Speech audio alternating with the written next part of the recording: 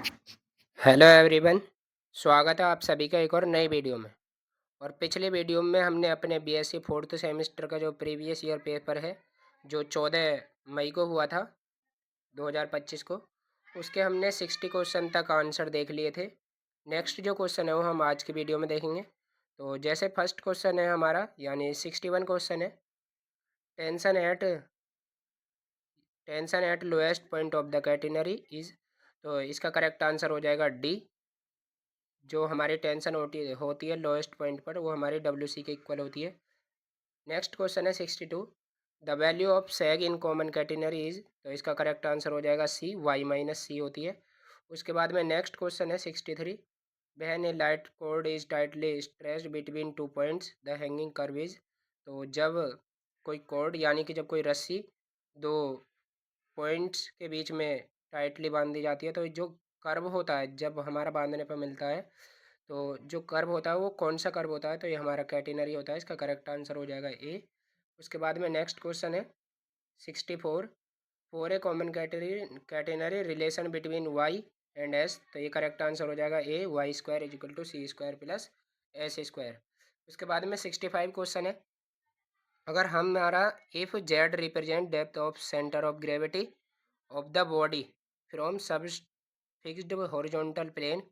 यदि हमारा z depth of centre of gravity को रिप्रेजेंट करता है किसी फिक्स्ड पॉइंट से, and D two Z upon D theta two less than zero, यानी सेकंड डेरिवेटिव जो जेड का विद रेस्पेक्ट टू थीटा वो निगेटिव है, तब इक्विलिब्रियम कौन सा होगा। तो इसका करेक्ट आंसर हो जाएगा बी, अनस्टेबल इक्विलिब्रियम हो जाएगा ये। उसके बाद में नेक्स्ट क्वेश्चन है 66, in virtual work equation the virtual work done by extensible string is. तो इसका करेक्ट आंसर हो जाएगा बी, माइनस का टी डेल एल हो जाएगा। ठीक है। उसके बाद में 67 क्वेश्चन है, the work done during virtual displacement is commonly known as. तो ये कौन सा जाना जाता है, वर्चुअल वर्क। इसका करेक्ट आंसर हो जाएगा बी।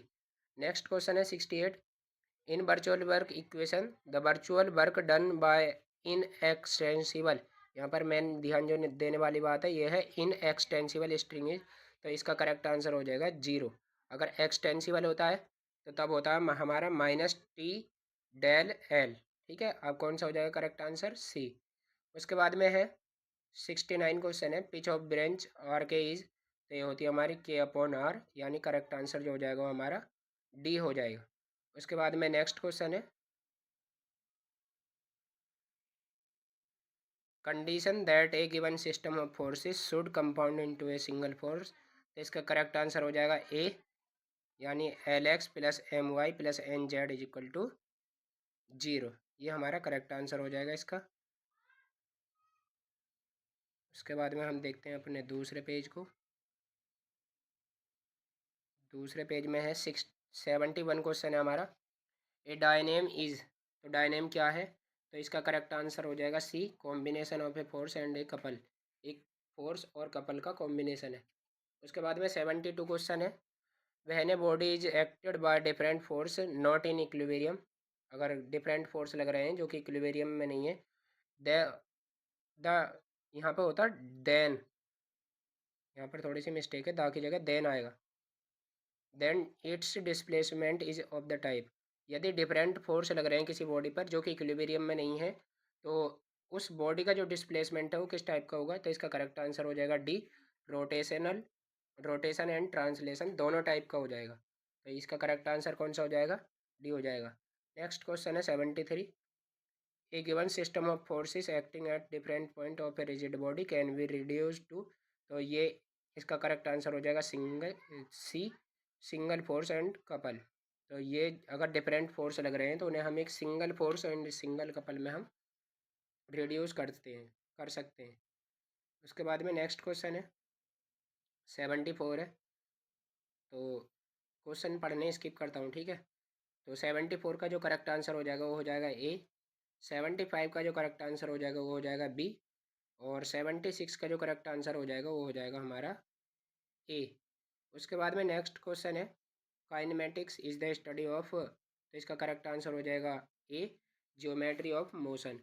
उसके बाद में नेक्स्ट क्वेश्चन है 78, तो इसका करेक्ट आंसर हो जाएगा बी, 79 का करेक्ट आंसर हो जाएगा ए, फ्रीक्वेंसी क्या होती है, नंबर ऑफ ऑसिलेशन पर सेकंड, यानी एक सेकंड में कितने ऑसिलेशन किए हैं बॉडी ने, वही हमारी उस बॉडी की फ्रीक्वेंसी हो जाती है।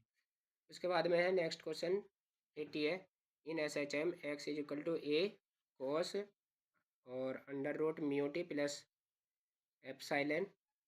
तो इसमें एप्साइलन जो है, जैसे शायद कोई और सिंबल भी बोलते हैं, तो इसको क्या कहते हैं, तो इसका करेक्ट आंसर हो जाएगा सी, इसको इपोच बोलते हैं हम।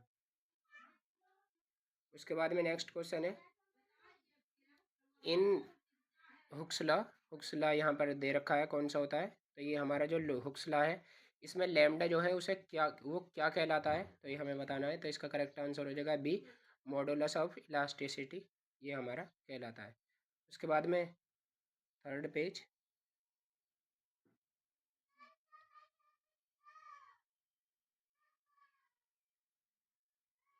तो देखिए थर्ड जो है, यानी हमारा जो 82 क्वेश्चन है, तो इसका करेक्ट आंसर हो जाएगा सी। 83 का हो जाएगा सी। उसके बाद में है question 84, formula of angular acceleration, तो इसका करेक्ट आंसर हो जाएगा ए। नेक्स्ट क्वेश्चन है 85, तो इसका करेक्ट आंसर हो जाएगा एस, जो है हमारा आर्क लेंथ कहलाता है। 86 का करेक्ट आंसर हो जाएगा जब पी आई निकालेंगे। अगर यहाँ से किसी भी क्वेश्चन में, यहाँ से नहीं, अगर जितने भी क्वेश्चन हैं इनमें किसी में प्रॉब्लम है तो कमेंट में बस क्वेश्चन का नंबर टाइप करना, उसका सॉल्यूशन आपको मिल जाएगा। तो 86 का करेक्ट आंसर हो जाएगा डी। उसके बाद में 87 का करेक्ट आंसर हो जाएगा डी डैश, जो है हमारा किसके लिए रिप्रेजेंट किया जाता है, तो हमारा ये रिप्रेजेंट किया जाता है डेल अपॉन डेल वाई के लिए। तो इसका करेक्ट आंसर जो हो जाएगा वो हो जाएगा बी। उसके बाद में नेक्स्ट क्वेश्चन है, एस जो किसको रिप्रेजेंट करता है, तो इसका करेक्ट आंसर हो जाएगा ये del two upon del X del Y.